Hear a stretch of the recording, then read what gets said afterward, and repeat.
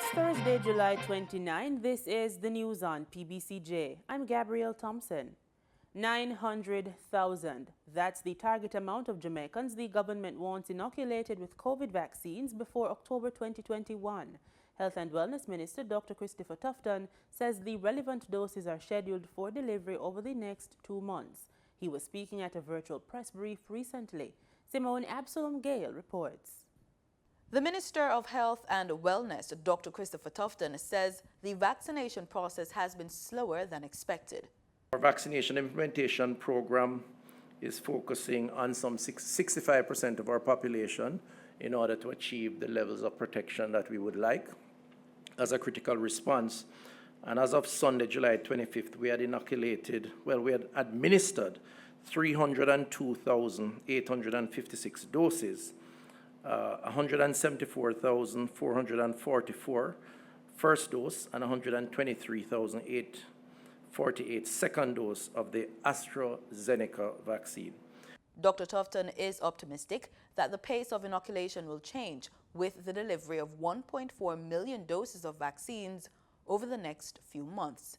And in some instances, those vaccines will be single dose, so the Johnson & Johnson, we anticipate some 393,000 doses between that time. So 393,000 Jamaicans can access as a single dose over the next few months. And we are fairly confident that the first shipment will arrive within the next week and a half or so, which will be about 168,000. We expect also from the U.S. a number approximating 614,000. That's a double dose brand, so you'll get your first and then your second with a 4-week interval. And those discussions are ongoing. Again, we expect during that period of time. From the COVAX facility, the facility we have gotten most of our vaccines to date, we expect an additional 100,620. And this will be the Pfizer brand through COVAX, double dose with a 4-week interval. He says the government is collaborating with the UK to procure 300,000 AstraZeneca vaccines this week. The health minister says once the program rolls out, he's expecting a 50% coverage of the target population. It's an ambitious target, but I believe with the support of the population and all of society, the Prime Minister I know will speak more to that, we can achieve that target. And if we set our minds to it and we make the effort and we get Jamaicans of all ages who qualify, so 18 years and over, starting when the first shipment arrives, we will open up to all who qualify. He also addressed concerns regarding the possibility of the presence of the Delta variant of the coronavirus.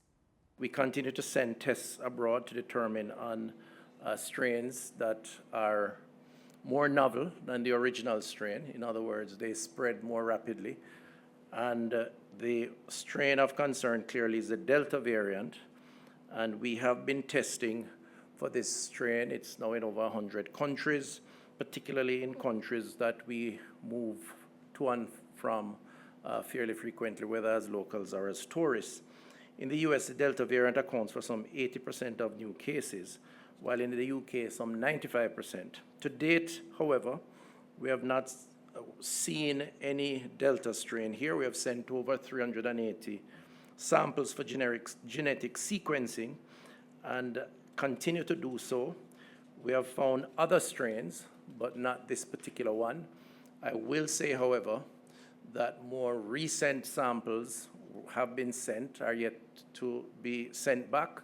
And while we do, well, I say let us assume it is here because it will be difficult to avoid, frankly speaking, with the movement of people from destinations where the strain is dominant, but we are yet to confirm the Delta strain.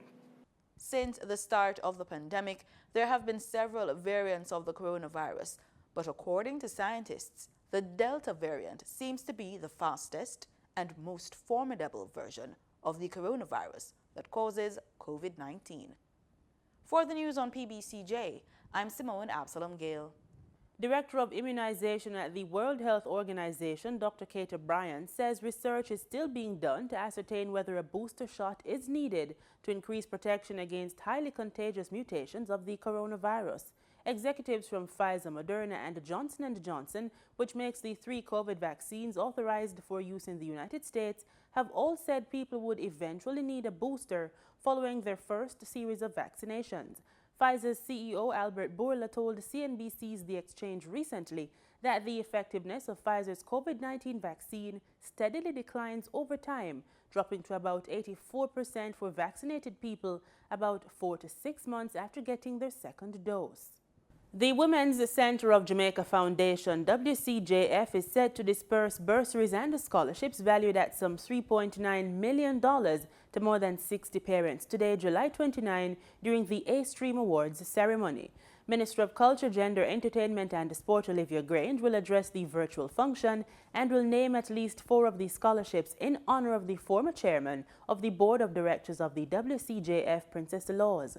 The A-Stream program, or Advancing Secondary Tertiary Remedial Education for Adolescent Mothers, was instituted in 2018 as a WCJF 40th anniversary activity. The community of Cheswick in eastern St. Thomas is to benefit from a development project being spearheaded by the government. State Minister in the Local Government and Rural Development Ministry, Homer Davis, toured the community on Wednesday. This is a part of the government first, and that is why rural development and rural water and rural electrification was added on to the Ministry of Local Government and Rural Development. Primarily, this object is to focus on rural development. For far too long, rural communities have been left out of the development process. We have chosen 5 pilot projects: Hanover, St. Catherine, Clarendon, St. Andrew, and St. Thomas. What will involve in these projects is to do an upgrading of its infrastructure, its road, water supply system, and electrification. Where community centers are a part of what needs to be done, that will also be given. Today is just a visit to have a general idea what the area looks like, and from there now we'll be having the consultation. We have the technical team from the Ministry of Local Government and Rural Development. We have SDC on board, we have rural water on board, we have rural electrification on board, and any other agency or government that is required to be a part of this team, then we have the capacity to pull on those persons. The minister was accompanied by Member of Parliament Dr. Michelle Charles, as well as divisional councillors. Cheswick was chosen because there's so many young people here and so much need is here. So we look forward and we're grateful for you coming to upgrade the area, and we just want to thank you so much again for coming. I endorse this project fully in Eastern St. Thomas. The ministry has embarked on how to help deep rural communities to improve life and lifestyle. So today is a blessed day. Probably we are the first in line, and we'll hope that whatever is done will make sure the improvement of life and livelihood is being sought out. Motorists will pay more at the pumps this week for gas and diesel, and the public is being reminded that select tax offices will be open on Saturdays. We get these details plus fill in or regular market updates in today's business report.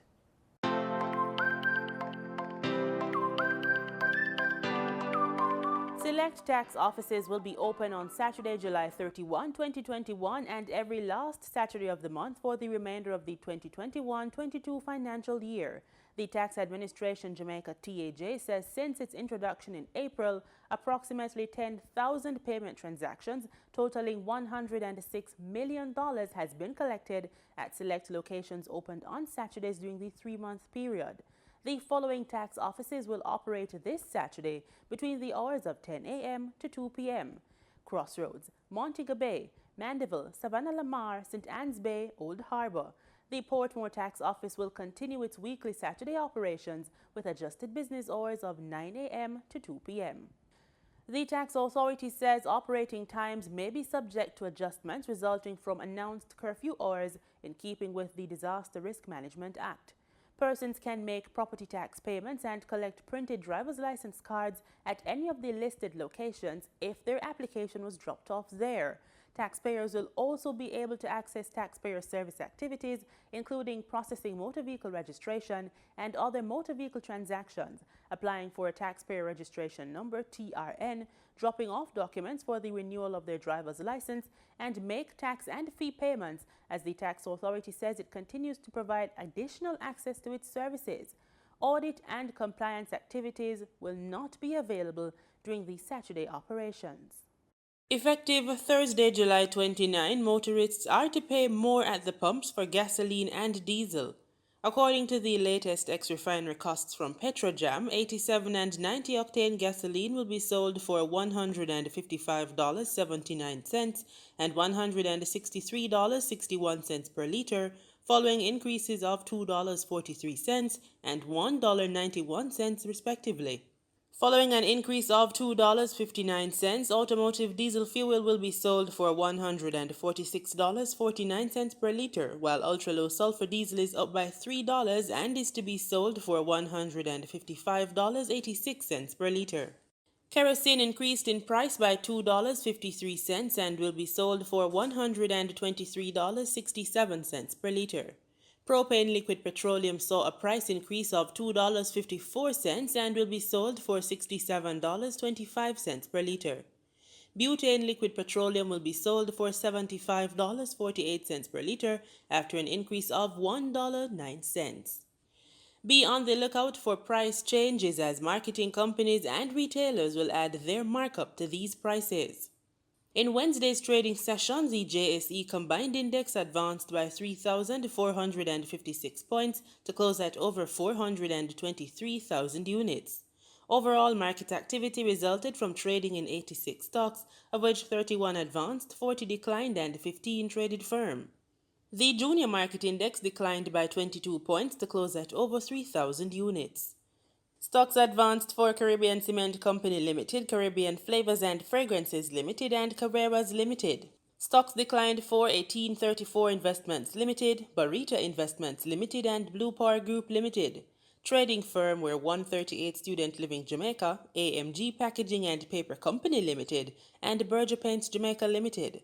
Lumber Depot Limited was the volume leader with over 10.2 million units, followed by Trans Jamaican Highway Limited with 3.9 million units and JMMB Group Limited 7.5% with over 3.5 million units. In foreign exchange trading for Wednesday, July 28, the US dollar sold for an average $155.04. The Canadian dollar ended trading at $125.46. The pound sterling traded for $216.15, and the euro sold for an average $185.46. In market data for oil, prices rose on Thursday as crude stockpiles in the United States, the world's top oil consumer, fell to their lowest since January 2020, with Brent crude oil prices pushing back past $75 a barrel. Brent crude futures added 0.44 points to settle at $74.31 a barrel. West Texas Intermediate crude added 0.39 points to $72.78 a barrel.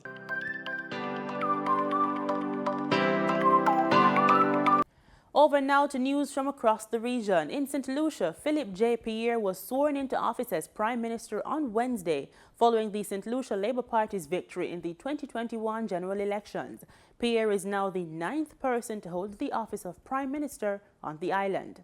I, Philip Joseph Pierre, do swear that I will be faithful and bear true allegiance to St. Lucia, and I will uphold and defend the Constitution and the laws of St. Lucia, and that I will conscientiously and impartially discharge my responsibilities to the people of St. Lucia. So help me God. In a brief and solemn ceremony Wednesday, the leader of the St. Lucia Labour Party, Philip Joseph Pierre, took his oaths and affixed his signatures to the official documents, becoming the 9th person to hold the office of St. Lucia's Prime Minister. The incoming Prime Minister, in his maiden address, spoke of his journey from a boy often underestimated to becoming an accomplished adult, now occupying the office of the head of government of St. Lucia.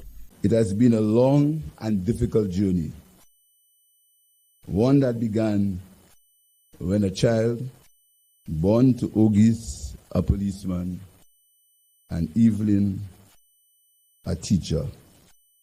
This child grew to be a man, always underestimated, sometimes ridiculed as a stutterer. But only this child knew that with the help of God, patience, dedication, and hard work, he would one day rise to be able to serve his people with love and humility.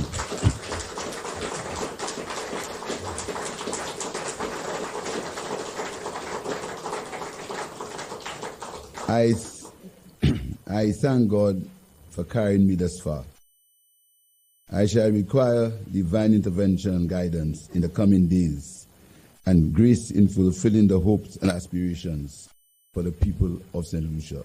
Prime Minister Phillip J. Pierre said he would remain faithful to his promise to be an inclusive leader who intends, along with the cabinet of ministers, to govern in the interests of the people of St. Lucia. As Prime Minister, I promise to be Prime Minister not for some of the people, but for all the people.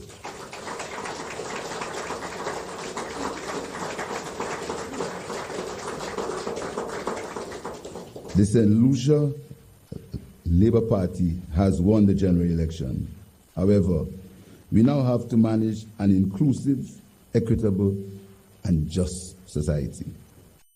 I believe that our island can be one where dignity of the human person is preserved and respected, where our citizens are treated equally and given the opportunity to grow and achieve their full potential, where the poor and less fortunate and vulnerable members of our society are protected and assisted by the government to achieve a decent quality of life, where human rights of all are guaranteed by the government to all citizens, where there is equal economic opportunity for all, and the resources of the state are used to benefit the majority of the people, since there can be no economy without people, where all citizens can discuss freely the economic, political, and social affairs in the country, free from political victimization and retribution, where our patrimony is respected and our environment preserved. The incoming Prime Minister fought back the tears as he remembered some of the people who had been part of his journey thus far, some of whom were not present to share the special moment. I want to thank and remember my parents and my brother.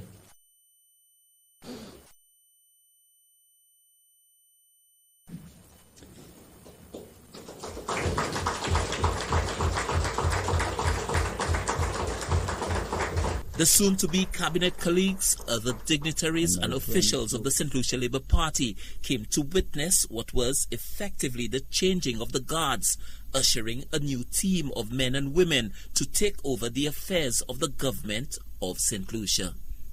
Stanley Lucian for the HTS News Force.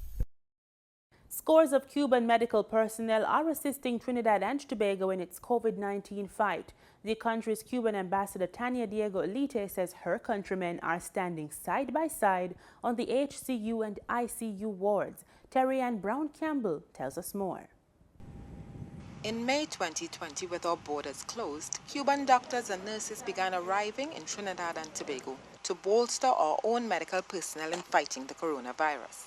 And Cuba's ambassador to Trinidad and Tobago, Tania Diego Olete, notes that cooperation is continuing. And recently, last June 25, arrived another group of more than around 29 nurses in order to specialize in high intensive cares in order to help in this fighting of the pandemic in Trinidad. So, Ambassador Olete says Cuba was forced to develop its biotechnology industry because of the U.S. blockade of the island. Because this industry has been created 30 years ago. We have been creating vaccines that only Cuba has, like anti-meningococci, vaccine of the in Spanish hepatitis. Hepatitis. This means Cuba is the only nation in the region that does not have to purchase COVID-19 vaccines because they have their own. So Cuba is celebrating and is with a huge joy when they knew the efficacy of the vaccine and data, 92.28%. So, and also Soberana because of the trials, and it's 100% effective efficacy to the death or preventing people to death. Ambassador Olite was a guest on the Tuesday night talk show hosted by the Movement for Social Justice. Terry Ann Brown-Campbell, TTT News. Several trade unions in St. Lucia are making their position clear in response to the government's policy on COVID-19 testing for unvaccinated frontline workers. Courtney Joseph has the details. We are in agreement that there should be no mandatory testing for unvaccinated persons, whether in the private or the public sector. Ernest Mack making the position of the unions clear. The news conference was held in response to the government's policy for its unvaccinated frontline employees to submit fortnightly COVID-19 tests or be sent home without pay. Among the unions present were the Antigua Trades and Labor Union, Antigua and Barbuda Workers Union, Antigua and Barbuda Trade Union Congress, and unions representing nurses, teachers, and hotel workers. They expressed disappointment as they claimed the government held no consultations with unions before announcing the policy. Our position, and I speak for the Antigua and Barbuda Trade Union Congress, all our unions that we represent, and all other organizations that represent workers around Antigua and Barbuda, that there should be consultation before these statements are issued. There needs to be continuous dialogue. Representatives from the Antigua and Barbuda Trade Union Congress revealed that they did reach out to the government of Antigua and Barbuda on the 23rd of June to initiate consultations on the matter but got no response. Trade unionists are calling for further public education to encourage vaccination. We believe that the way forward has to be dialogue and education. It is education that will provide comfort to persons, to allow them to get to a point where they will take the vaccine. The unions insist a strike is a last resort, but they are prepared to stand in solidarity with their membership if necessary. They are hoping for further consultations. Courtney Joseph, ABS News. In sports, we turn the spotlight on the Tokyo Olympics. Jamaica's boxing hopeful Ricardo Big 12 Brown was eliminated in the preliminary round of the men's super heavyweight class on Wednesday night. Brown lost on points by split decision against Satish Kumar of India at the Kokonika Arena in Tokyo. On Tuesday, national judoka Ebony Drisdale Daly made history for being the island's first judoka competitor at the Olympics. She was, however, eliminated after going down 10-0 to Portugal's Barbara Timo in the women's 70-kilogram judo action. With the athletics event slated to begin on Friday, Jamaica's hunt for medals is expected to begin in earnest. Over now to cricket. Cricket West Indies Chief Executive Officer Johnny Grave has revealed that the West Indies squad for the World T20 will be selected on September 17. The men in maroon are the defending champions, having won the last tournament in spectacular fashion in 2016. Akeem Green of Newsroom Guyana has that report. Grave made the announcement while speaking on Barbadian radio program Mason and Guests on Tuesday evening. He highlighted that he personally believes there might not be significant changes to the current 18-man professional squad unless there are impressive performances in the Caribbean Premier League, which ends on September 15th. I personally like to think that every player that plays in the CPL is available and would want to go to a World Cup if selected. And as I said, the deadline to pick the squad is after the CPL, so that's the last opportunity players have to make a case for selection. There may, I guess, unfortunately be injuries that players may pick up, but look, we've got an 18-man squad that was picked throughout this match. And I think, for just listening to what Roger Harper and Phil Simmons have said, it's really that 18-man squad that they're looking at to try and gel. But there will always be opportunities for players, I'm sure, in the CPL to make a last claim for a position in the final squad. But I'd be surprised if anyone came into the squad outside of that pool of 18. Defending champions West Indies have been drafted in Group B of the ICC Men's World T20 later this year, alongside England, Australia and South Africa, and the other two qualifiers, the winner of Group A and runner-up of Group B. Meanwhile, at this year's World T20, it will see an increase in the size of the contingent of the cricket team that will travel to an ICC event. According to Claire Forlong, ICC's General Manager for Marketing and Communications, there will be a change in the norm due to the restrictions imposed by the COVID-19 pandemic. In an invited comment, Forlong told the Newsroom Sport, open quote, "Squads for ICC events are usually 23, 15 players and 8 support staff. This has been expanded to 30, splits how a team requires for this event." End quote. Logistically, it would have been a difficult situation not to have injury replacements at the World T20 and those replacement players having to travel and join teams. There are also the unfortunate possibility of the support staff or players returning positive results and a high chance of no net bowlers from the territory.